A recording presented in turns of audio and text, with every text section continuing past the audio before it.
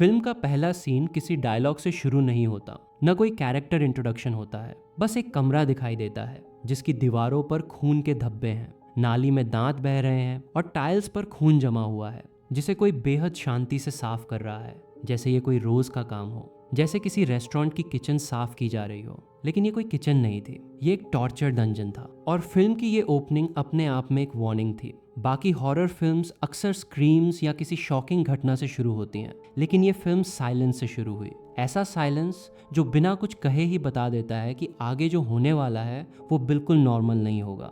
असली story Amsterdam से शुरू होती है, जहां 3 दोस्त यूरोप की बैकपैकिंग ट्रिप पर थे। पहला है पैक्सटन, कैलिफोर्निया से आया हुआ एक लॉ स्टूडेंट। पैक्सटन बोल्ड था, इम्पल्सिव और लगभग हर सिचुएशन में आगे रहने की आदत रखने वाला। दूसरा है जॉश, एक एस्पायरिंग राइटर जो अंदर से काफी कन्फ्लिक्टेड है। वो हाल ही में एक रिलेशनशिप से बाहर आया है और शायद इस ट्रिप के जरिए खुद को समझने की कोशिश कर रहा है। उसकी सेंसिटिविटी, उसकी स्ट्रेंथ भी है और उसकी वीकनेस भी। और तीसरा है ऑली।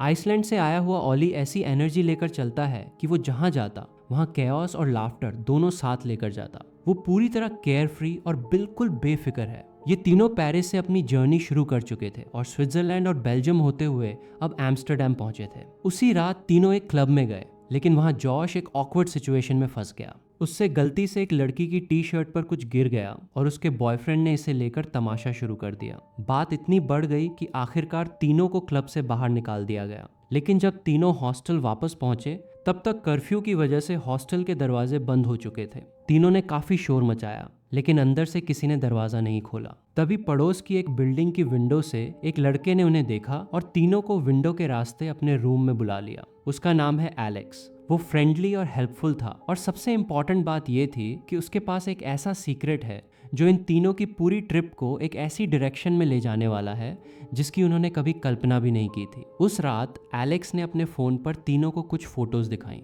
फोटोज में ब्यूटीफुल गर्ल्स थीं, बेहद स्टनिंग। एलेक्स ने बताया कि ये लड़कियां स्लोवाकिया में ब्राटिस्लावा के पास मौजूद एक हॉस्टल में रहती हैं। उसके मुताबिक वहां की गर्ल्स फॉरेनर्स, खासकर अमेरिकन्स को बेहद पसंद करती हैं। उसने ये भी बताया कि वॉर की वजह से वहां मेन बहुत कम बचे हैं और इसी वजह से हॉस्टल में आने वाले फॉरेन टूरिस्ट का वहां की गर्ल्स बेहद गर्मजोशी से वेलकम करती हैं। ये सुनते ही पैक्सटन और ऑली पूरी तरह तैयार हो गए। जॉश थोड़ा हेजिटेंट था। उसने गाइड बुक में उस जगह को चेक करने की कोशिश की, लेकिन एलेक्स ने उसे बताया कि ऐसी जगह तुम्हें कभी भी गाइड बुक में नहीं मिलेगी। आखिरकार पैक्सटन और ऑली ने जॉश को भी मना लिया और अगली सुबह तीनों स्लोवाकिया जाने वाली ट्रेन में बैठे हुए थे। तभी एक बिजनेसमैन उनके कंपार्टमेंट में आकर बैठ गया। बातचीत के दौरान उसे पता चला कि ये तीनों स्लोवाकिया जा रहे हैं। उसने स्लोवाकिया की जमकर तारीफ की। उसने वहां के कसीनो, गर्ल्स और सबसे इम्पोर्टेंट वहां मिलने वाली फ्रीडम के बारे में बताया। उसके मुताबिक वहां पैसे देकर कुछ भी कराया जा सकता है, लिटरली कुछ भी। उस वक्त ये बात बस एक अजीब कमेंट जैसी लगी, लेकिन बाद में यही लाइन पूरी कहानी में एक अलग मीनिंग लेने वाली थी। इसी बातचीत के दौरान हमें उस बिजनेसमैन की बेटी के बारे में भी पता चलता है। उसका नाम सुन्नेवा था, 6 साल की बच्ची जो उसी साल स्कूल शुरू करने वाली थी। इसके बाद बिजनेसमैन ने वहीं अपने हाथों से टिफिन खाना शुरू किया। पैक्सटन ने उसे हाथों के बजाय फॉर्क से खाने को कहा। इस पर उस आदमी ने एक अजीब फिलॉसफी शेयर की। उसने कहा कि आजकल लोगों का अपने खाने से कोई कनेक्शन नहीं रहा। लोग ये नहीं सोचते कि जो खाना वो खा रहे हैं वो कभी किसी जीव की जान हुआ करता था। उसके लिए जरूरी था कि जिस जीव ने उसके लिए अपनी जान दी उसके साथ उसका एक कनेक्शन हो। उस वक्त ये बात सिर्फ स्ट्रेंज लगी, लेकिन कुछ ही देर बाद बिजनेसमैन ने जॉश की थाई पर हाथ रख दिया। जॉश ने तुरंत जोर से रिएक्शन दिया, उसका हाथ हटाया और चिल्लाने लगा। बिजनेसमैन वहां से चला गया। उस वक्त जॉश के लिए ये बस एक अनकंफर्टेबल मोमेंट था, लेकिन पीछे मुड़कर देखें तो उस आदमी की बातें और उसका ये बिहेवियर एक बहुत बड़ा वार्निंग साइन था। एक आदमी अजीब फिलॉसफी सुना रहा है कि जिस जीव ने मेरे लिए अपनी जान दी मुझे उसके साथ उसका टच चाहिए, और अगले ही मोमेंट वो खुद तुम्हें टच करने लगे। इससे ज्यादा क्लियर हिंट और क्या चाहिए। खैर, कुछ देर बाद तीनों स्लोवाकिया पहुंच गए। शहर का फील एम्स्टर्डम से काफी अलग था। पुरानी बिल्डिंग्स, तंग गलियां और एक ऐसा एटमॉस्फेयर जिसमें शुरुआत से ही कुछ अजीब महसूस हो रहा था। लेकिन जैसे ही हॉस्टल उनके सामने आया, तीनों की सारी चिंता गायब हो गई। जगह बेहद खूबसूरत थी। यूरोपियन टूरिस्ट मौजूद थे, रिलैक्स्ड वाइब्स थीं। यहीं 2 जापानीज गर्ल्स इन तीनों के साथ फ्लर्ट करती हैं। इन्हें याद रखिएगा, क्योंकि आगे चलकर इनका रोल काम आने वाला है। रिसेप्शन पर एक लड़की थी, वेला। उसने उन तीनों के पासपोर्ट्स जमा कर लिए। उन्होंने प्राइवेट रूम्स मांगे, लेकिन यहाँ रूम्स सेमी प्राइवेट थे। यानी उन्हें रूममेट्स के साथ रहना होगा। इससे तीनों का मूड थोड़ा खराब हुआ, लेकिन जैसे ही वो अपने रूम में पहुंचे उनकी सारी डिसअपॉइंटमेंट गायब हो गई, क्योंकि उनके रूममेट्स दो बेहद अट्रैक्टिव लड़कियां थीं। पहली है नटालिया। इटली में पली बड़ी नटालिया के पेरेंट्स रशियन थे।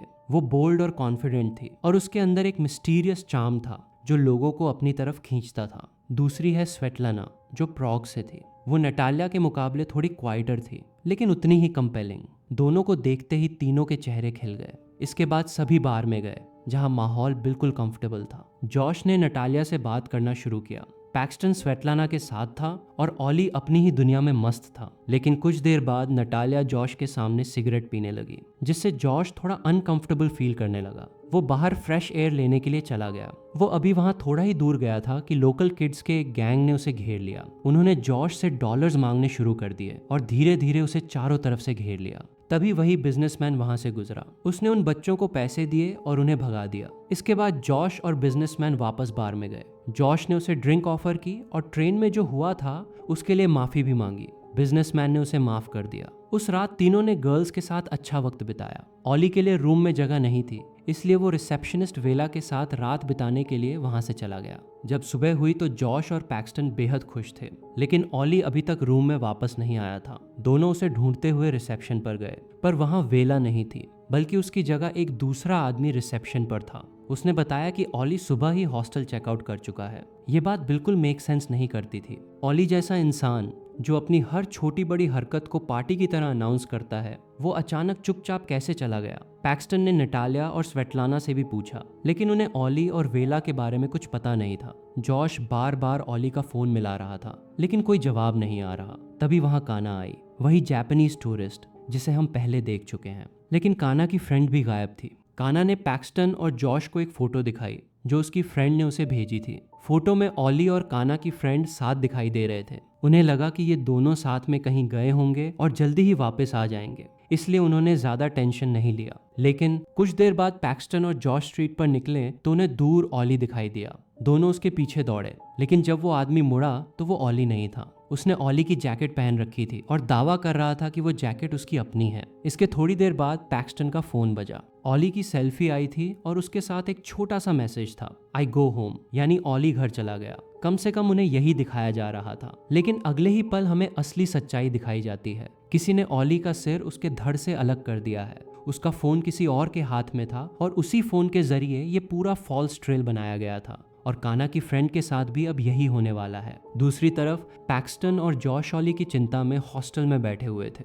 फिर उन्होंने डिसाइड किया कि एक रात और रुकेंगे और फिर बार्सिलोना जाएंगे। तभी नटालिया और स्वेटलाना वहां आईं और उन्होंने दोनों को डिस्को चलने के लिए कहा। जॉश जाना नहीं चाहता था, लेकिन पैक्सटन ने उसे मना लिया। बार में नटालिया और स्वेटलाना उनकी ड्रिंक्स में कुछ मिला देती हैं। धीरे धीरे दोनों पर उसका असर होने लगता है। जॉश किसी तरह सही समय पर हॉस्टल वापस पहुंच जाता है, जहां वेला उसे अपने रूम में ले जाती है। लेकिन वहां एक और आदमी भी मौजूद था जो जॉश को ध्यान से देख रहा था। दूसरी तरफ पैक्सटन का सिर भी अब चकराने लगा। वो बाथरूम ढूंढते हुए एक रूम में पहुंचा, लेकिन किसी ने उसे उस रूम में लॉक कर दिया और थोड़ी देर बाद वो वहीं बेहोश हो गया। जब जॉश की आंखें खुली तो वो एक चेयर से बंधा हुआ था। तभी वहां एक मास्क पहने आदमी आया। उसने पास पड़ी ड्रिल मशीन उठाई और जॉश के शोल्डर और पैरों में ड्रिल से होल्स कर दिए। लेकिन असली डर तब शुरू हुआ जब उस आदमी ने अपना मास्क हटा दिया। ये वही बिजनेसमैन था जिससे उनकी मुलाकात ट्रेन में हुई थी। उसने जॉश को बताया कि वो हमेशा से सर्जन बनना चाहता था, लेकिन मेडिकल बोर्ड्स ने उसे पास नहीं किया, इसलिए वो बिजनेस में चला गया। लेकिन उसके लिए बिजनेस बोरिंग था। उसके मुताबिक एक सर्जन जिंदगी को अपने हाथों में होल्ड करता है,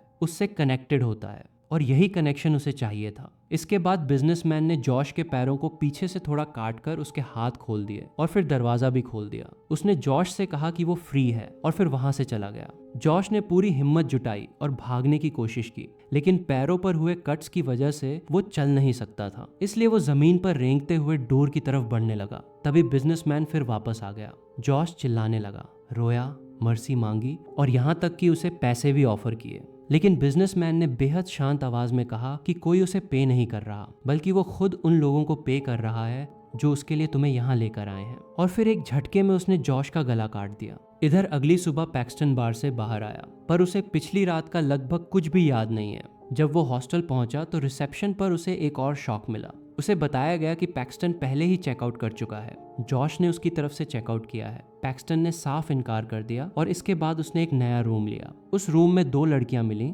जिन्होंने उसे स्पा के लिए इनवाइट किया, बिल्कुल वैसे ही जैसे नटालिया और स्वेटलाना ने पहले दिन किया था। अब पैक्सटन को पहली बार समझ आने लगा कि यहाँ कोई पैटर्न है। पैक्सटन वहां से सीधे पुलिस के पास गया, लेकिन पुलिस ऑफिसर ने उसे सीरियसली नहीं लिया। उन्होंने बस उसे हॉस्टल में रहने को कहा। पैक्सटन वापस हॉस्टल जा रहा था कि रास्ते में उसे नटालिया दिखाई दी। वो उसका पीछा करते हुए एक कैफे तक पहुंच गया और सीधे उससे पूछा कि जॉश कहाँ है। नटालिया ने बिल्कुल कैजुअल टोन में बताया कि जॉश और ऑली एक आर्ट एग्जिबिट पर गए हैं। उनके फोन्स की बैटरी डेड हो गई है, इसलिए कोई कांटेक्ट नहीं हो पा रहा। इसके बाद नटालिया ने पैक्सटन को वहां ले जाने का ऑफर किया। नटालिया उसे एक बड़े इंडस्ट्रियल वेयरहाउस की तरफ लेकर गई। बाहर गार्ड्स खड़े थे और पूरा एटमॉस्फेयर डार्क था। ये जगह किसी भी एंगल से आर्ट एग्जिबिट जैसी नहीं लग रही थी। अंदर जाते समय एंट्रेंस पर पैक्सटन को एक आदमी मिला जिसने उसे चेतावनी देते हुए कहा कि सावधान रहना, तुम वहां अपना सारा पैसा खर्च कर सकते हो। इससे ही समझ जाओ कि लोग कितने ऑब्सेस्ड हैं इस जगह से।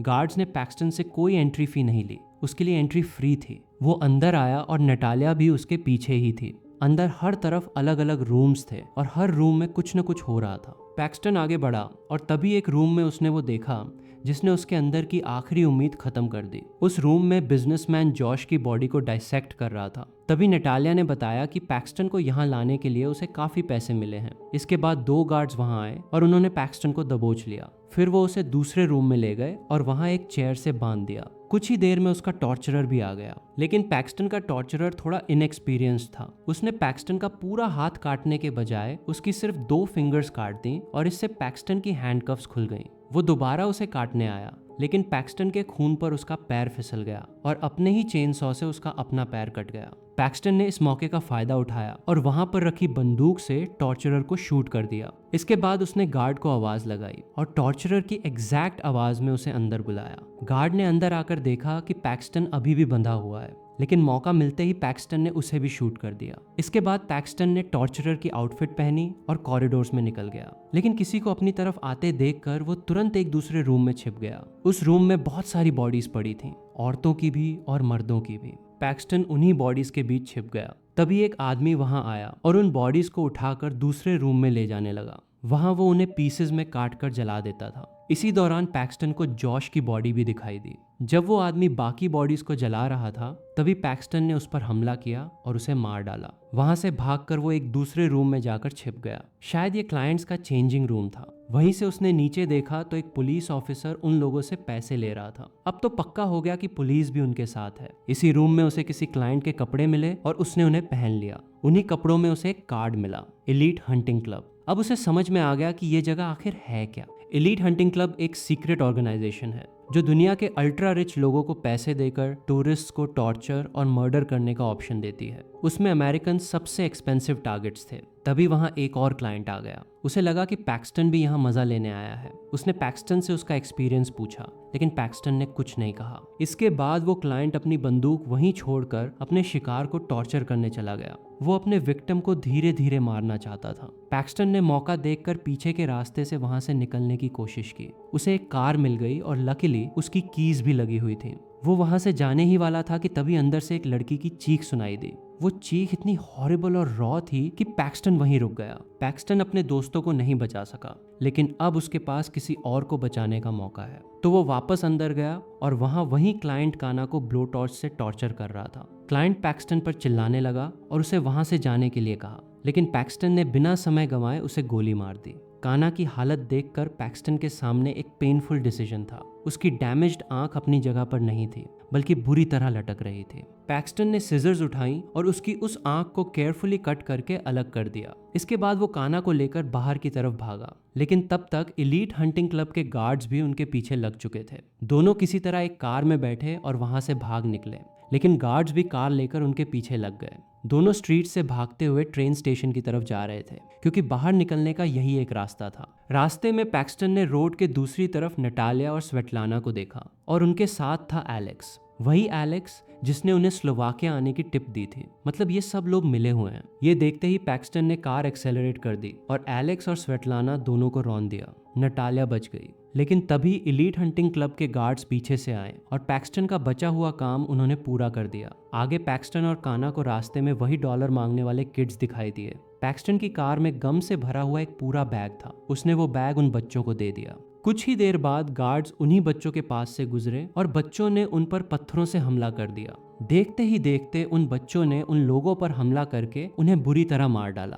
पैक्सटन आगे आ गया, लेकिन आगे पुलिस चेक पॉइंट था। पैक्सटन जानता है कि अगर पुलिस ने उसे पकड़ लिया तो वो उसे वापस उसी जगह ले जाएंगे, इसलिए उसने कार वहीं छोड़ दी और काना को साथ लेकर जंगल के रास्ते भागने लगा। किसी तरह दोनों ट्रेन स्टेशन तक पहुंच गए, लेकिन स्टेशन पर ऑलरेडी इलीट हंटिंग क्लब के बहुत सारे गार्ड्स उन्हें ढूंढ रहे थे। इसी बीच काना ने अपना रिफ्लेक्शन देखा। उसका फेस पूरी तरह डैमेज था। ये देख वो पूरी तरह टूट गई और सामने से आने वाली ट्रेन के आगे आ गई। ये जेन्युइनली हार्ट ब्रेकिंग मोमेंट था। काना टॉर्चर से बच गई थी, लेकिन वो अपने ही रिफ्लेक्शन से नहीं बच पाई। उसकी मौत ने स्टेशन पर कैओस क्रिएट कर दिया। प्लेटफॉर्म पर अचानक भीड़ और रश हो गई। गार्ड्स डिस्ट्रैक्ट हो गए और पैक्सटन ने इसी कंफ्यूजन का फायदा उठाया। वो ट्रेन में घुस गया और आखिरकार वहां से निकलने में कामयाब हो गया। ट्रेन ऑस्ट्रिया की तरफ जा रही थी। पैक्सटन इस सब से पूरी तरह ट्रॉमेटाइज था। तभी उसे एक फेमिलियर आवाज सुनाई दी। ये वही बिजनेसमैन था, जॉश का मर्डरर। वो भी उसी ट्रेन में है। एक स्टॉप पर बिजनेसमैन ट्रेन से उतर गया और पैक्सटन भी उसका पीछा करते हुए वहां उतर गया। बिजनेसमैन सीधे वॉशरूम में गया। पैक्सटन ने मौका देखकर उस पर हमला कर दिया। उसने बिजनेसमैन को फ्लोर पर गिराया और एक झटके में उसकी फिंगर्स काट दी। फिर पैक्सटन ने उसका सिर टॉयलेट बाउल में डुबो दिया और तब तक डुबोए रखा जब तक बिजनेसमैन स्ट्रगल करता रहा। इसके बाद पैक्सटन ने एक स्कैल्पेल से बिजनेसमैन का गला उसी तरह काट दिया, बिल्कुल एग्जैक्टली उसी तरह जिस तरह उस बिजनेसमैन ने जॉश का गला काटा था। यही वो सिमेट्री है जो इस एंडिंग को इतना पावरफुल बनाती है। ये सिर्फ रिवेंज नहीं है, ये एक मैसेज है। इस आदमी ने दूसरों की मौत को एक गेम बना दिया था, लेकिन आखिर में उसी गेम ने उसे भी निगल लिया। पूरी कहानी एक फुल सर्कल पर आकर खत्म होती है। इसके बाद पैक्सटन वापस ट्रेन में बैठा और वहां से अपने घर की तरफ निकल गया और यही ये फिल्म खत्म हुई। दोस्तों, यहाँ फिल्म का एक ऑल्टरनेट एंडिंग भी है जिसे डायरेक्टर्स कट में दिखाया गया था। उस एंडिंग में पैक्सटन बिजनेसमैन की बेटी को किडनैप करता है और बिजनेसमैन हेल्पलेस होकर चिल्लाता रहता है। लेकिन ये एंडिंग ना तो बहुत लॉजिकल थी और ना ही पैक्सटन के कैरेक्टर के हिसाब से सही बैठती थी, इसलिए थिएट्रिकल एंडिंग ज्यादा फिटिंग लगती है। अब बात करते हैं कि आखिर हॉस्टल की कहानी का आइडिया आया कहां से था, क्योंकि इसकी शुरुआत ही काफी डिस्टर्बिंग है। फिल्म का मूल आइडिया किसी पुराने हॉरर नॉवल या फोकलॉर से नहीं आया था। इलाई रॉथ को हैरी नॉल्स ने एक थाई मर्डर वेकेशन वेबसाइट के बारे में बताया था, जिसमें कथित तौर पर पैसे देकर किसी इंसान को गोली मारने का एक्सपीरियंस लेने की बात कही गई थी। रोथ ने बाद में बताया कि उन्हें खुद नहीं पता था कि वो वेबसाइट असली थी या होक्स, लेकिन उनके लिए डरावनी बात यह थी कि किसी ने ऐसा कॉन्सेप्ट सोचकर वेबसाइट बनाई ही क्यों। रॉथ ने बस इसी डिस्टर्बिंग आइडिया से एक ऐसी दुनिया बनाई जहां अमीर लोग पैसे देकर किसी इंसान की जान लेने का एक्सपीरियंस खरीद सकते हैं। लेकिन यहीं से हॉस्टल का सबसे बड़ा हिडन मीनिंग सामने आता है। शुरुआत में पैक्सटन और जॉश भी दूसरे लोगों को इंसान से ज्यादा ऑब्जेक्ट की तरह देखते हैं। उनके लिए यूरोप एडवेंचर है, लड़कियां सेक्सुअल एक्सपीरियंस हैं और ड्रग्स तथा अल्कोहल प्लेजर का हिस्सा हैं। दूसरी तरफ इलीट हंटिंग क्लब के अमीर लोगों के लिए भी इंसान एक ऑब्जेक्ट है, बस उनका एंटरटेनमेंट और ज्यादा एक्सट्रीम है। उनके लिए टॉर्चर एक एक्सपीरियंस और मर्डर एक लग्जरी है। यानी पैक्सटन और जॉश जिस कंज्यूमर मेंटालिटी के साथ यूरोप जाते हैं, आखिर में वही मेंटालिटी उन्हें खुद एक प्रोडक्ट बना देती है। इसलिए हॉस्टल को सिर्फ टॉर्चर हॉरर समझना इसकी बड़ी थीम को मिस करना होगा, क्योंकि इसके पीछे कंज्यूमरिज्म, क्लास और इंसानी जिंदगी के कमोडिफिकेशन की भी कहानी है। लेकिन फिल्म की सबसे इंटरेस्टिंग डार्क इंटरप्रिटेशन पैक्सटन के कैरेक्टर को लेकर है। शुरुआत में वो एक इररिस्पॉन्सिबल टूरिस्ट है, लेकिन अंत तक वही धीरे धीरे उन लोगों जैसा बनने लगता है जिनसे वो भाग रहा था। वो डिस्गाइज बदलता है, हथियार इस्तेमाल करता है, लोगों को मारता है, नटालिया और स्वेटलाना को कार से कुचल देता है,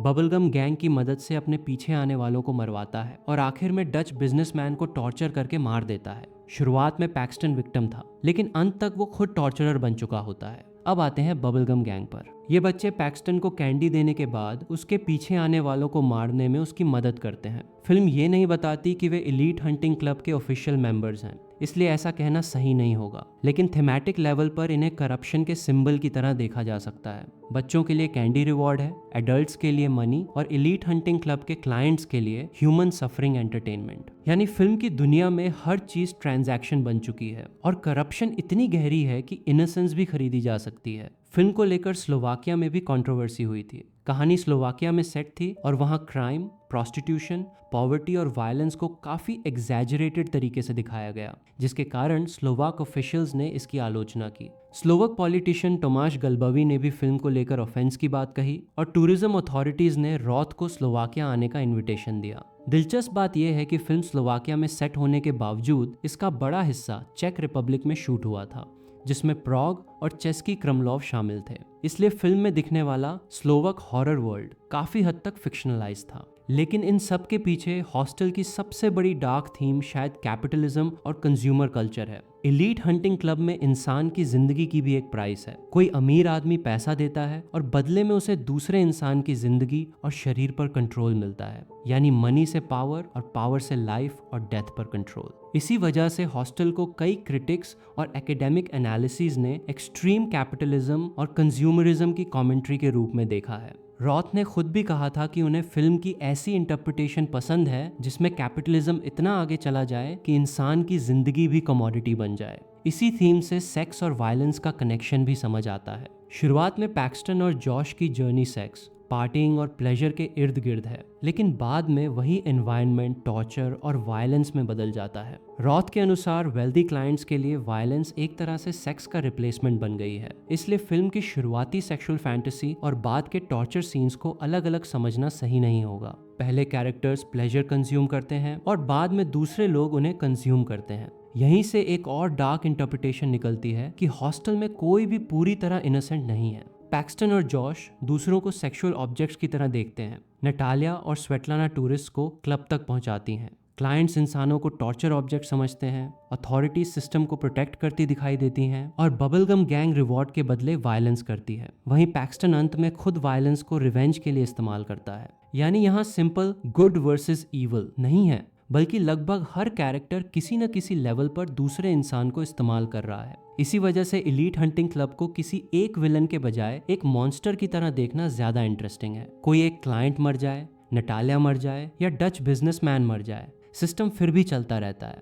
पैक्सटन भाग भी जाए तब भी दूसरे विक्टिम्स मौजूद हैं। असली मॉन्स्टर कोई एक इंसान नहीं, बल्कि वो पूरा सिस्टम है जो इंसानी सफरिंग को बिजनेस में बदल चुका है। काना की स्टोरी लाइन भी सिर्फ शॉक वैल्यू नहीं हो सकती। उसकी आई टॉर्चर के बाद वो अपनी डैमेज्ड अपीयरेंस को देखकर खुद को स्वीकार नहीं कर पाती और ट्रेन के सामने कूद जाती है। इसे इस तरह भी देखा जा सकता है कि एलीट हंटिंग क्लब ने सिर्फ उसके शरीर को डैमेज नहीं किया, बल्कि उसकी सेल्फ इमेज भी डिस्ट्रॉय कर दी। शुरुआत में ब्यूटी और सेक्सुअल अट्रैक्टिवनेस को कमोडिटी की तरह दिखाया जाता है और बाद में उसी अपीयरेंस को डिस्ट्रॉय करके उसकी आइडेंटिटी भी तोड़ दी जाती है। हालांकि ये रॉथ की कंफर्म्ड एक्सप्लेनेशन नहीं, बल्कि फिल्म की थीम से निकली इंटरप्रिटेशन है। एक और इंटरेस्टिंग बात यह है कि पैक्सटन, जॉश और ऑली यूरोप फ्रीडम के लिए जाते हैं। वहाँ फेमिलियर फ्रेंड्स, लैंग्वेज और ट्रस्टेड अथॉरिटी नहीं होती और यही फ्रीडम उन्हें वल्नरेबल बना देती है। जिस जगह पर वे सबसे ज्यादा फ्री महसूस करते हैं, वहीं सबसे ज्यादा आइसोलेटेड हो जाते हैं। यही ट्रैवल हॉरर का कोर आइडिया है।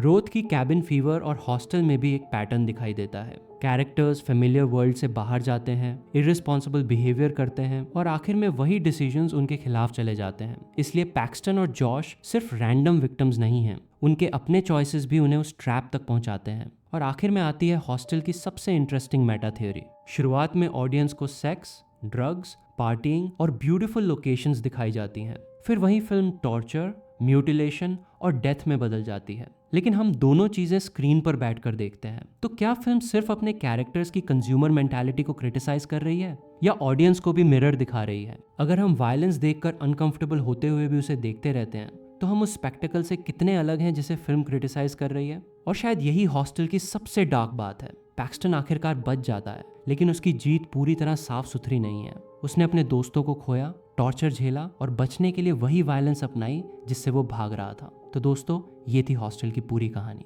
अगर आपको ये वीडियो पसंद आया हो तो इसे लाइक ज़रूर करें, चैनल को सब्सक्राइब करें और बेल आइकॉन दबाना बिल्कुल मत भूलिए। मिलते हैं अगली कहानी के साथ।